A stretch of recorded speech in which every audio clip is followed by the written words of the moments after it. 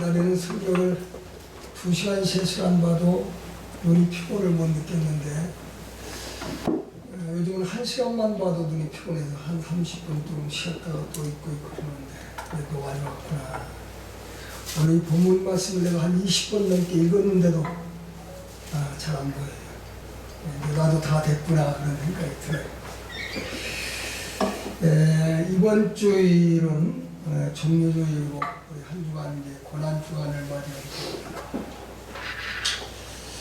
우리 모두는 고난주간에 가장 가까운 시점에 와 있습니다. 고난주간이 끝나면 예수님께서 사망 권세를 깨뜨리시고 다시 살아나신 부활주일을 우리가 맞이하게 됩니다. 해마다 맞이하는 부활주일이지만 구원받은 하나님의 백성들은 부활절을 맞이할 때마다 새로운 느낌과 감흥을 가지게 된 것입니다. 모든 인류를 위한 최고의 기쁜 소식이 있다면 무엇일까요? 나는 부활의 복음일 것이다. 그런 생각을 해봅니다. 또한 전 인류를 위한 가장 큰 희망이 있다면 무엇일까요? 그것도 역시 부활의 희망일 것이다. 부활이 없다고 한다면 저와 여러분 참 불쌍한 자라고 사도 바울이 얘기합니다. 부활이 있기 때문에 행복한 사람인 겁니다. 아멘? 네. 우리 모두에게 있어서 다시 산다고 하는 이 부활의 복음은 더 위대한 소식이 없다고 하는 사실, 이것보다 더 귀한 소식은 없다. 부활의 소망을 가진 우리 모두는 경건한 마음으로 고난주간을 보낼 마음의 준비를 해야 되지 않겠는가. 부활을 맞이하기 위해서 이 고난주간을 의미있게 보내신 분들에게는 부활절은 희망과 감격의 아침으로 다가올 것이다.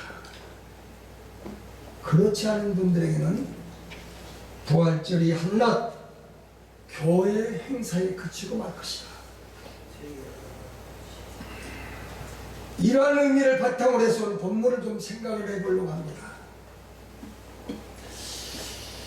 설교를 어떤 설교를 할까? 내 고난주간에 대한 성경 교재를 쭉 읽어오다가 내 마음에 와 있는 딱 와닿는 것이 오늘 본문의 말씀입니다. 오늘 본문의 말씀을 우리가 생각을 해보면서 저와 여러분의 은혜를 나누고자 합니다. 오늘 본문은 예수님께서 십자가를 지시고 죽으시기 전에 베단이라고 하는 마을을 다시 방문하게 되었습니다. 베단이라는 마을은 전에 죽은 지 사흘이나 되는 나사로를 살려주셨던 그러한 부활의 동네감으로 베단이라고 하는 마을입니다. 베단이라는 마을을 다시 방문하신 예수님께서는 시시각각으로 자기에게 다가오는 십자가와 죽음의 그림자를 알고 계셨습니다. 그래서 아마 조용히 그 십자가와 죽음을 준비할 장소를 생각하시다가 베다니를 찾은 것이 아닌가 그런 생각을 해봅니다. 베다니라는 마을을 방문한 예수님은 전에 자기가 살려두었던 그 나사로가 있는 집을 찾아갔습니다. 오늘 본문의 내용이 바로 거기서부터 시작하는 것입니다. 예수님께서 베다니 나사로의 집을 찾아가는 데부터 본문을 시작하고 있습니다. 저는 이 본문을 구체적으로 살펴보면서 우리에게 주신 교훈이 뭔가, 예수님이 우리에게 주신 메시지가 무엇인가 생각을 해보려고 합니다. 먼저 한번 1절을 여러분 한번 읽어보실 거예요. 1절 시작.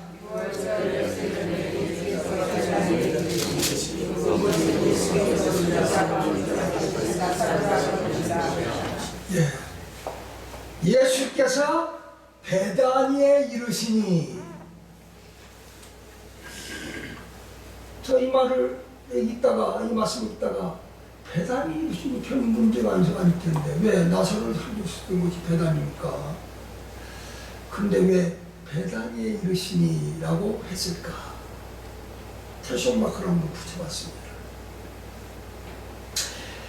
지금 예수님께서 이 베단이라고 하는 동네에 오신 것은 그냥 우연하게 방문한 것이 아니라고 말합니다. 하나의 신학적인 의도가 거기에 담겨져 있는 방문이 아니었을까? 아무 의미 없는 말씀은 아니잖아요. 베단에 이르시니 왜 이랬을까? 왜 이 말씀을 기억했을까? 그 신학적인 의도가 충분히 담겨져 있다. 베단이라는 동네가 어떤 동네입니까? 이 베단이라고 하는 이름은 가난하고 고통받는 사람들의 집이라고 하는 그런 뜻을 가지고 있습니다. 가난하고 고통받는 사람들의 집이다. 이 베단이라고 하는 동네의 이름이 뜻하고 있듯이 가난하고 고통받는 사람들이 모여 사는 빈민촌이 바로 베단이었습니다. 예수님 당시 예루살렘은요, 물가값이 참 비쌌어요. 그래서 가난한 사람들이 거기서 살 수가 없어요. 그래서 어쩔 수 없이 쫓겨가서 모였던 동네가 바로 베단입니다. 한마디로 예루살렘에서 떨어지는 부스러기를 얻어먹고 사는 사람들이 사는 동네가 바로 베단이었습니다. 저도 목회할 때 두 분의 사람이 있었어요. 한 분은 참 괜찮게 부자고, 하나는 가난한 사람들이 살고 있는, 가난한 사람들. 대상이 딱 갈라졌어요. 우리나라 분부경제가 상당히 심하다고 하는데, 교회도 역시 마찬가지잖아요. 부유한 사람과 가난한 사람. 근데 부유한 사람들이 11조 헌금 이렇게 해가지고 몇 프로를 내냐, 한 80% 정도를 냈어요. 가난한 사람들은 한 20% 정도 되는 거였어요. 근데 교회에 분쟁이 좀 있었어요. 제가 결단을 한 시점이 있었습니다. 하나님, 어떤 사람 데리고 내가 목회를 해야 됩니까?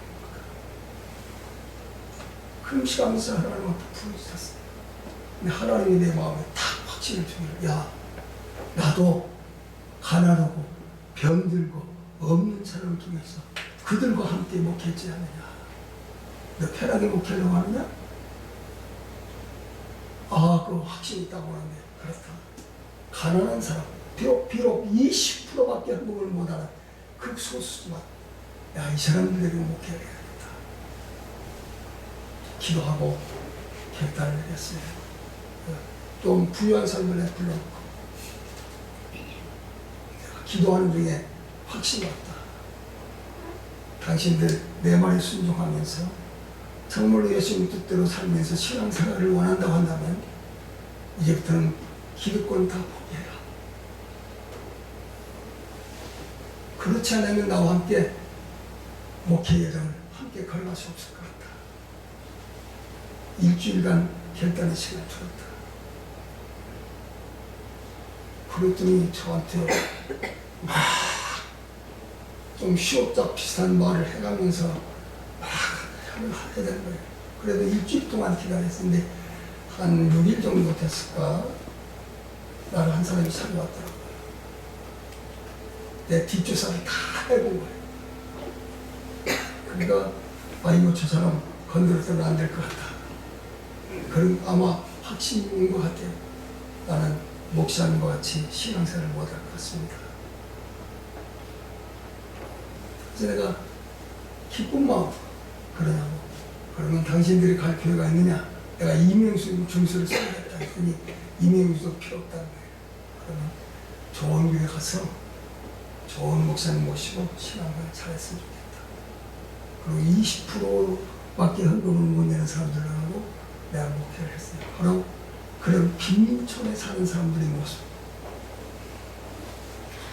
바로 이 한마디로 말하면 이 베단이라는 마을은 부유한 사람들이 사는 마을이 아니라 가난한 사람들, 정말로 먹을 것이 없어서 구걸에서 갖다 먹고 사는 사람들, 이런 사람들이 모여 사는 동네가 바로 베단이었습니다. 바로 그런 죽음과 절망의 동네에 예수님께서 오셔서 죽은 나사로를 살려내셨던 것입니다. 그런데 예수님께서 이렇듯 죽은 자를 살려주신 베단이라는 동네에 다시 예수님이 오늘 본문에 보니까 찾아오셨습니다. 재방문하신 겁니다. 요한복음 11장에 보면 예수님이 첫 번째 베단이 방문한 기사가 나옵니다. 첫 번째 방문했을 때가 언제냐면 죽은 나사로를 살려냈을 때 첫 번째 방문이었습니다. 그런데 오늘 이 두 번째 방문은 다시 예수님께서 이 베단을 방문하신 목적은 자신의 죽음을 준비하기 위해서 베단을 방문하신 것입니다. 그렇다면 이 두 번째 방문은 어떤 의미를 지니고 있는 방문이었을까? 어떤 의미를 지니고 있는 방문이었을까? 죽은 나사로를 살리신 그 베단이라는 현장에 죽음을 앞두신 예수님께서 다시 오셨다고 하는 사실은 자신이 며칠 후에는 십자가를 지고 죽지만은 다시 살아날 것임을 은연중에 암시해 주는 말씀이 이 말씀 속에, 이 행위 속에 내포되어 있는 것이 아니겠는가? 저 나름대로 생각해 봅니다. 적어도 예수님은 며칠 후에 죽음만을 본 것이 아니라 3일 뒤에 다시 사실 부활의 새벽까지도 아마 여기서 보시고 계셨던 것이 아닌가.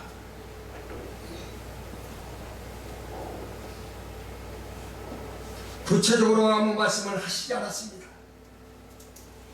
그런데 예수님의 이 베단이 방문은 바로 이러한 메시지를 우리에게 던져주고 있는 것이 아닌가, 그런 생각을 해봅니다. 사랑하는 제자들아, 며칠 후면 내가 십자가를 지고 죽는다. 그러나 나의 죽음만을 바라보고 낙심하고 슬퍼해서는 안 된다. 우리가 지금 머무는 곳이 어디냐? 베단이가 아니야. 베단이는 바로 죽은 나사로를 다시 살렸던 곳이다. 나사로를 살린 내가 영원히 죽을 것 같으냐? 아니다. 인류의 죄를 대속하기 위해서 십자가를 지고 대신해서 죽지만 나는 다시 살아 부활할 것이다. 그러므로 사랑하는 제자들아, 일주일 후에 십자가의 죽음만을 보지 말고 열흘 뒤에 부활을 바라보는 자가 되라는 메시지를 이 베다니 동네의 방문을 통해서 예수님은 제자들에게 전해주고 계시는 것입니다.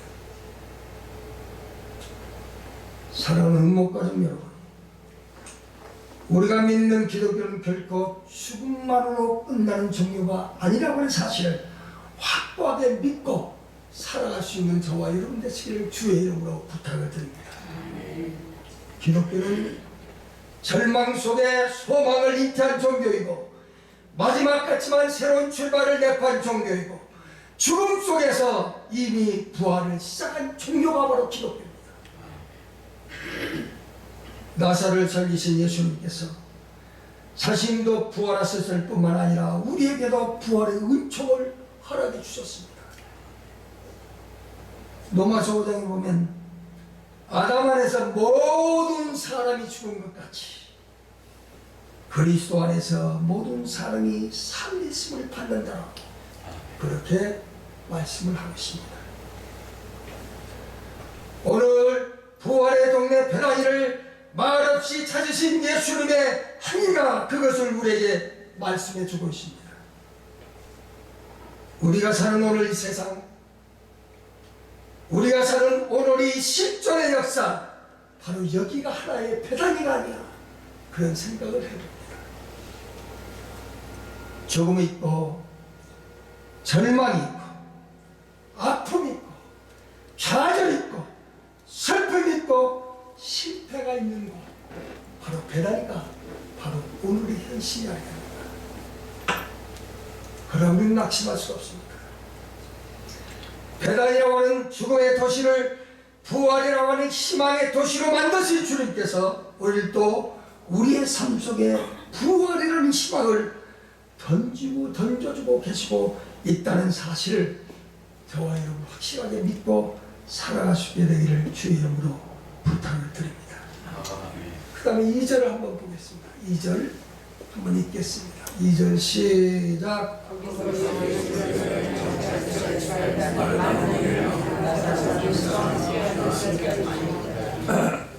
여기 2절에 보니까 예수를 위하여 잔치할세 라고 말씀이 기록되어 있습니다. 예수를 위해서 잔치할세. 죽은 오라비를 살려주신 예수님께서 오셨는데 마리아나 마르타 참이는 그냥 있을 수가 없었어요. 생각해봐요. 자기 오라비를 살려주신 분이 오셨는데 그냥 있을 수 있겠어요? 그래서 마르다와 마리아는 있는 정성을 다해서 예수님을 대접하기 위해서 잔치를 그야말로 베풀었습니다. 예수님이 마리아와 마르다 자매에서 어떤 분이십니까? 오라비를 살려주신 생명의 은혜입니다.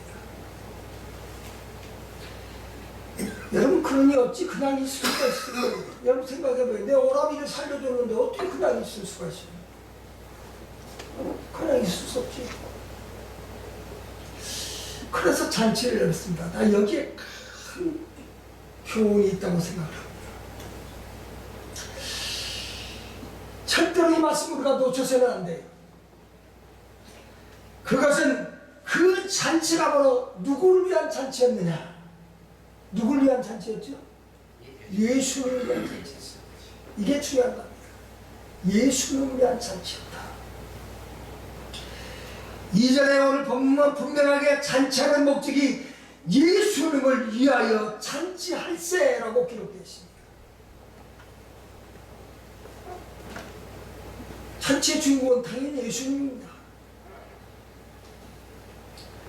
어떤 의미에서 오늘 우리가 드리는 예배도 마찬가지예요. 예배 하나의 잔치 아닙니까? 이 잔치의 주인공이 누구여야 돼요? 바로 예수님이어야 됩니다. 예수님이 잔치의 주인공이어야 돼요. 예배의 주인공이 바로 예수님이고 성삼위 하나님이셔야 된다고 말합니다.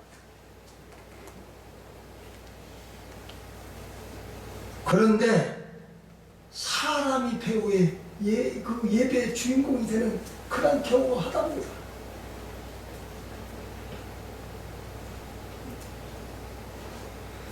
예배는 예수님을 위한 잔치여야 하는데 인간을 위한 잔치가 되어버리는 경우가 많다고 말입니다. 사람을 위한 잔치.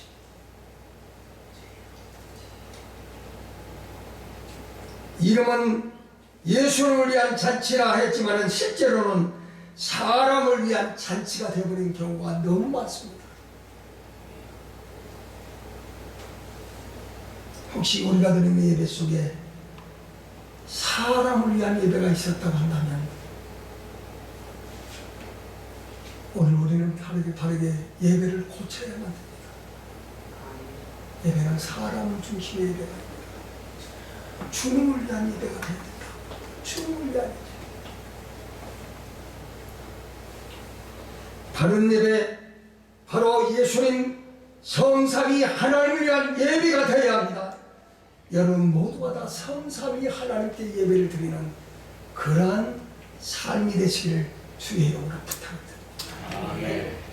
그 다음에 보면 3절 말씀을 한번 보겠습니다. 3절 시작.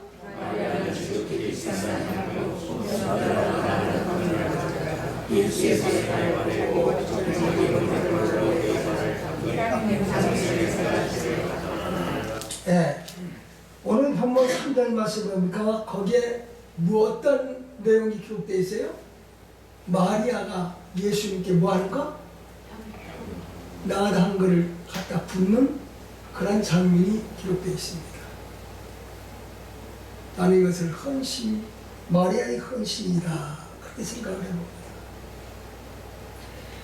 마리아가 예수님을 위해서 음식을 준비하여 잔치를 차릴 때에 마리아는 예수님에게 향료를 부었습니다. 마르다는 잔치를 준비하고 마리아는 와서 향료를 부었습니다. 향유를 본 마리아를 통해서 우리는 진정한 헌신의 모습을 배워야 합니다. 마리아가 예수님께 부은 향유는 오늘 말씀을 보니까 값비싼 향유다 했어요. 어떤 향유요?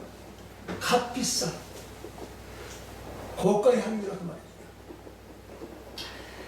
값이 얼마였는가? 가룟유다는 계산이 참 빠른 사람이에요. 300데나리온 정도 된다.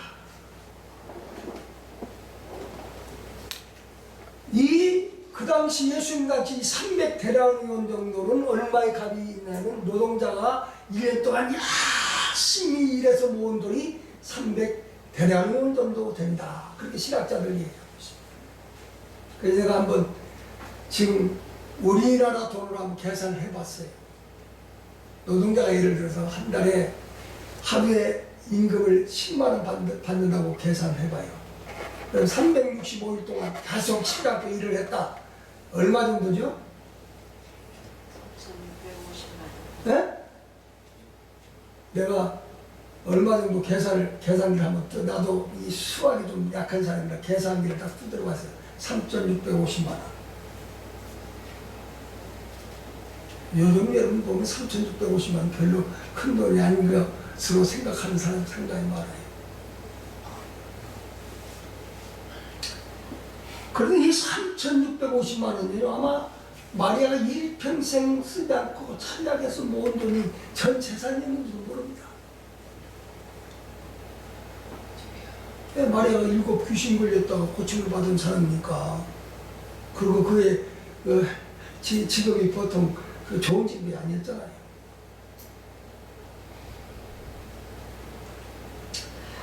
이 마리아는 3,600만 원짜리 향유를 한 방울도 남기지 않고 예수님 머리에 다 쏟아부었습니다. 발에다 쏟아부었습니다.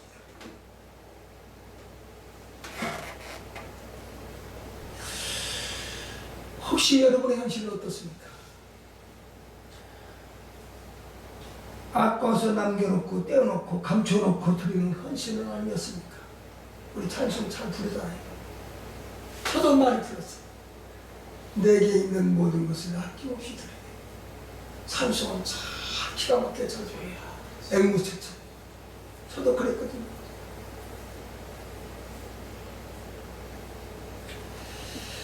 내게 있는 모든 것 아낌없이 드린다. 정말 드리고 있느냐가 말이에요.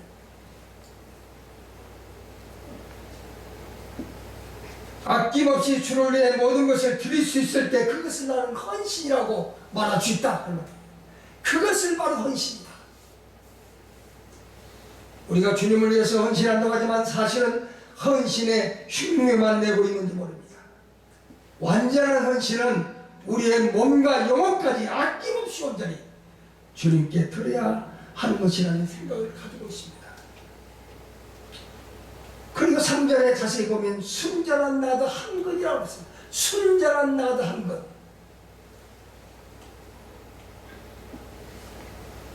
이 말은 순전하다는 말은 무슨 말이에요? 가짜가 아니라는 얘기예요. 진짜라는 얘기예요. 헌신은요, 거짓이 있으면 절대로 안 됩니다. 거짓, 위선이 있어서는 안 돼요. 헌신이라고 한다면서 체면 때문이나 강요 때문에 한다거나 하거나 하였다면 그것은 순전한 나도 함의 헌신이라고 말할 수 없습니다.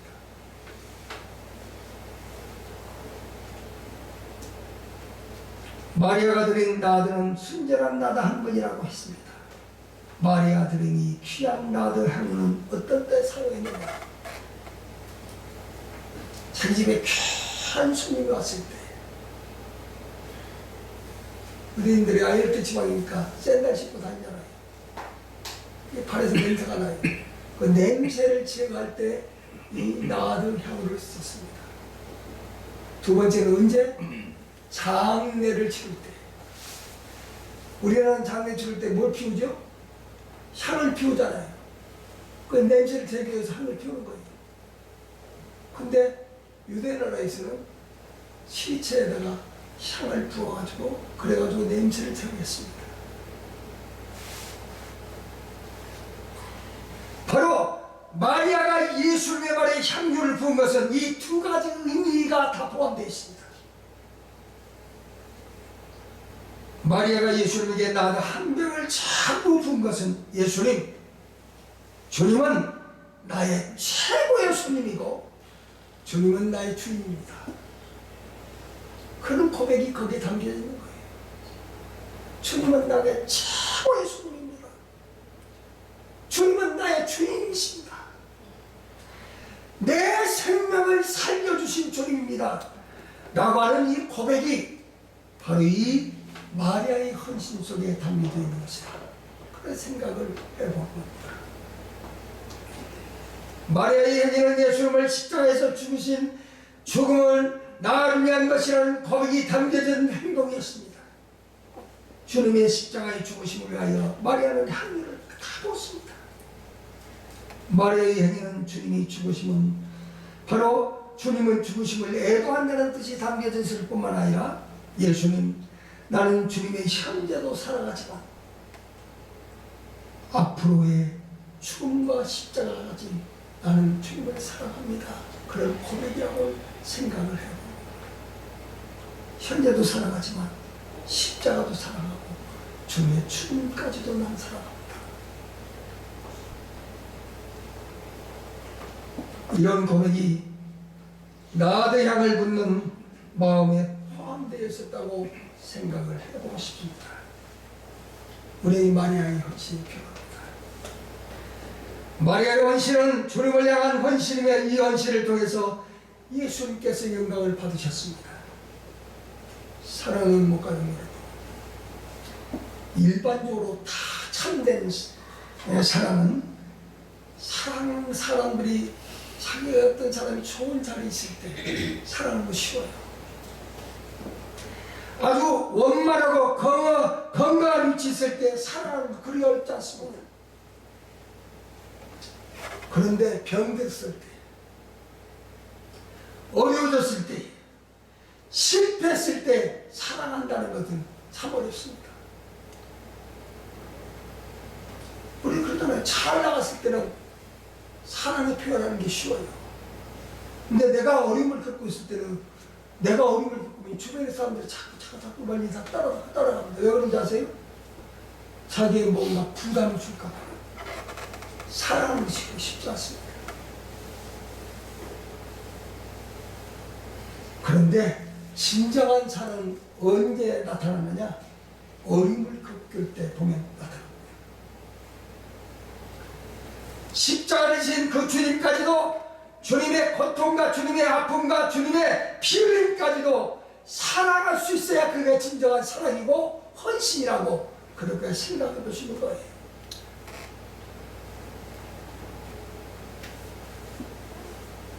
예수님의 나도 향유를 붓고 말씀해 보니까 머리털로 씻었다 했어요.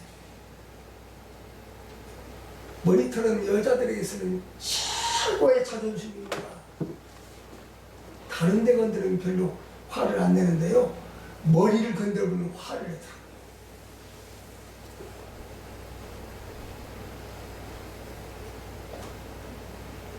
그런데 예수님의 발은 신체 부위 중에서 가장 냄새나는 부위 아닙니까?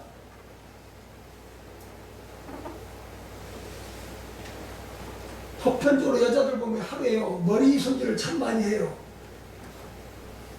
발 손질하는 사람 별로 못 봤어요. 근데 그 발을, 더러운 발을 자기 머리털로 씻었다? 이건 보통의 사건이 아닙니다. 우리가 성경을 읽을 때 그냥 아무 의미 없이 읽어나가니까 이게 보통의 사건으로 느껴지지만 여자들 입장에서 생각하면 정말로 귀한 보통 사건이 아니에요.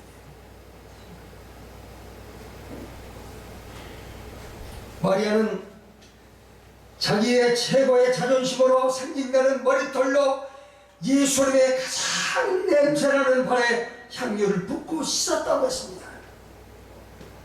이것이 무엇을 의미하는 것일까요? 주님을 위해서라면 내 모든 것, 내가 귀하게 여기는 그 어떤 것이든지 분토처럼 버릴 수 있다는 그러한 확신적인 말씀의 내용이 이 사건 속에서 내포되어 있는 것이 아닐까. 바로 그런 고백이에요. 이러한 헌신이 있을 때 우리는 진정한 헌신이라고 그렇게 말할 수 있는 겁니다. 오늘 이 시간 마리아의 헌신과 우리의 헌신을 한번 비교해 보세요. 우리들의 현실 속에서 부족함이 있다고 생각이 된다면 우리 모두 마리아의 헌신을 우리 헌신이 될 수 있도록 도와달라고 하나님 앞에 기도할 수 있는 여러분과 저가 되시기를 주의 이름으로 부탁드립니다. 마지막으로 헌신하는 마리아와 가룟 유다의 논리를 살펴보겠습니다. 마리아는 지금 3,600만 원짜리 향유를 예수의 발에 아낌없이 부었습니다. 어떻게 보면 낭비할 수 있습니다. 저도 제 차에 향수가 있는데 몇 방울만 쭉쭉쭉 뿌려도 냄새가 침독해요. 나도 향도 마찬가지입니다. 몇 방울만 찍어 발려도 냄새가 다 제거되는 거예요.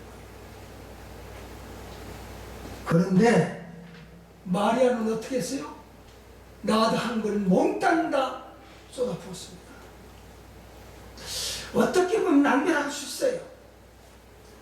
한두 방울 찍어도 발라도 되는데 있는 대로 몽땅 다 쏟아부었으니 왜 낭비라고 하지 않겠습니까? 그래서 5절에 보니까 가룟 유다가 이렇게 얘기합니다. 왜 향유를 낭비하느냐? 그것을 팔아서 가난한 사람들을 도울 것이지 왜 아까운 3,600만 원짜리 나들 그것을 온전히 다 쏟아부었느냐? 낭비라고 했습니다. 물론 가룟 유다의 말 속에는 그것을 훔쳐가려는 이기적인 마음이 있었다는 것을 우리가 전제로 해두고 보면 그런 말을 충분히 할 수 있는 사람입니다. 그러니까 도둑놈이니까 그거 있으면 자기 뭐 그거 챙길 수 있었는데 그런 몽땅 쏟아보니 얼마나 아까워요. 그런데 이 시간 가룟 유다가 가지고 있었던 이 도둑의 마음을 제쳐주고 그거 빼놓고 가룟 유다가 말한 그대로를 한번 받아들여서 생각을 해보자고 말입니다. 가난한 사람을 도와줘야 한다는 것. 유다의 이 논리, 유다의 주장은요, 도덕적으로나 윤리적으로 조금도 흠잡을 데가 없습니다.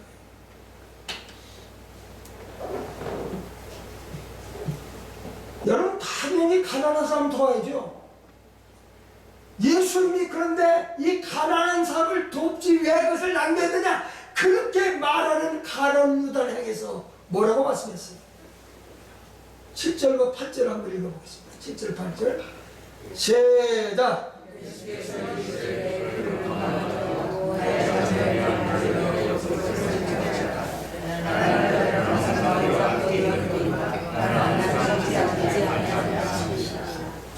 주님은요 3,600만 원짜리 향유를 주님 발 앞에 쏟아 부은 그 낭비를 오히려 잘했다고 했어요.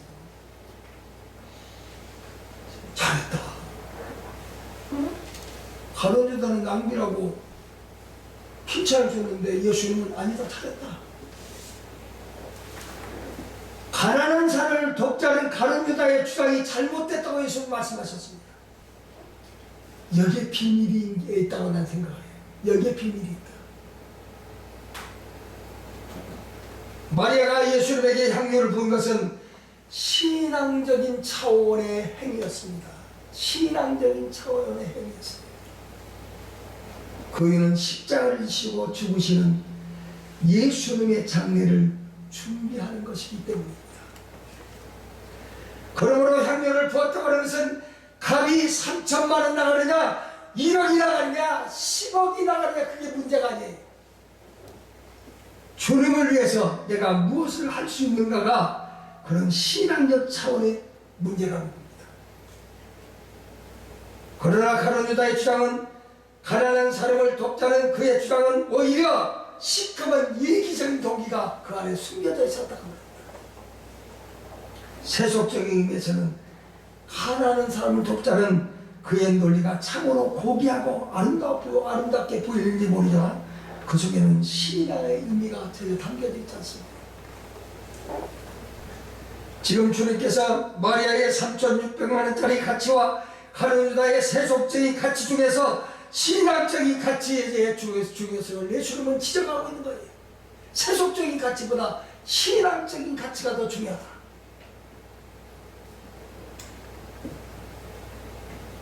예수님은 가난한 사람을 도와야 된다는 걸 모르고 계신 분이 아니에요. 그러나 구제와 자선이 아무리 고귀하고 아름답다 할지라도 그것이 신앙적인 행위, 다시 말씀드리면 주님을 위한 신앙의 낭비 그 이상일 수는 없다 그 말입니다. 그 이상일 수는 없다. 신앙적인 가치와 세속적 가치 중에서 어느 것이 진정 우리에게 중요한 것이냐라고 하는 것을 주님은 우리에게 묻고 계신 거예요. 무엇이 더 중요하냐? 신앙적인 가치는 세속적인 구제와 자선의 가치보다 우선해야 된다라고 하는 것이 바로 주님의 주장이에요. 가난한 사람을 도와야 합니다. 그러나 그것이 예수님을 믿고 주님께 헌신하는 신앙의 행위보다 우선해서는 안 된다고 말입니다. 교회는요, 신앙의 그룹이지 자선의 그룹이 아니에요. 1차적인 신앙의 그룹이에요. 그 다음에 자선기관이고 그 다음에 구제기관이에요. 모든 것이 우선순위는 예수 그리스도예요. 교회 가치는 자선이나 구제보다 오히려 신앙에 있는 것이라고 저는 생각을 해봅니다. 신앙에 있는 것이다. 가난한 사람을 도와야 된다. 그거 가난한 사람을 도와야 된다는 것이 안 된다고 그런 말이 아닙니다. 가난한 사람 도와야지. 할 수만 있으면 도와야지.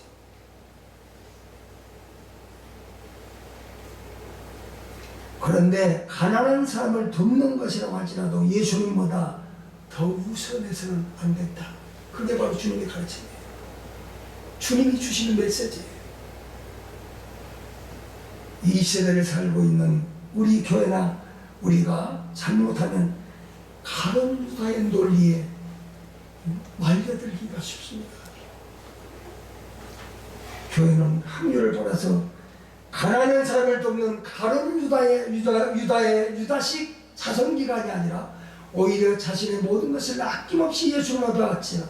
그래서 거룩한 사랑의 낭비가 있는 마리아식 신앙 단체라는 사실을 우리가 꼭 잊지 않게 되기를 주의 이름으로 부탁드립니다. 지금 주님은 우리의 헌신을 요구하고 있습니다. 우리 모두 마리아의 이 바른 헌신을 배웠어. 내가 어떻게 헌신할 것인가? 어떠한 자세로 헌신해야 주님께서 기뻐할 것인가?